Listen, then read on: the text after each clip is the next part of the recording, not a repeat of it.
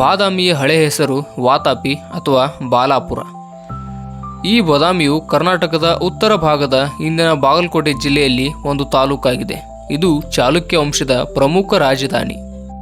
ಇದು ತನ್ನ ಪ್ರಾಚೀನ ಗುಹಾ ದೇವಾಲಯಗಳಿಗೆ ಮತ್ತು ತನ್ನ ವಿಶಿಷ್ಟ ಶಿಲ್ಪಕಲೆಯ ವಜ್ರಕಾಂತಿಗೆ ಪ್ರಸಿದ್ಧಿ ಪಡೆದಿದೆ.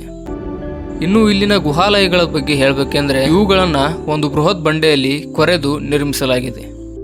ಇಲ್ಲಿ 4 ಪ್ರಮುಖ ಗುಹಾ ದೇವಾಲಯಗಳಿವೆ. ಇಲ್ಲಿನ ಮೊದಲ ಗುಹೆ ಶೈವ ಪಂಥಕ್ಕೆ ಸಂಬಂಧಿಸಿದ್ದು. ಈ ಗುಹಾಲಯದಲ್ಲಿರುವಂತಹ ನಟರಾಜನ ವಿಗ್ರಹ ಪ್ರಾಚೀನ ಶಿಲ್ಪಕಲೆಯ ಶ್ರೇಷ್ಠ ಉದಾಹರಣೆ ಎನ್ನಬಹುದು.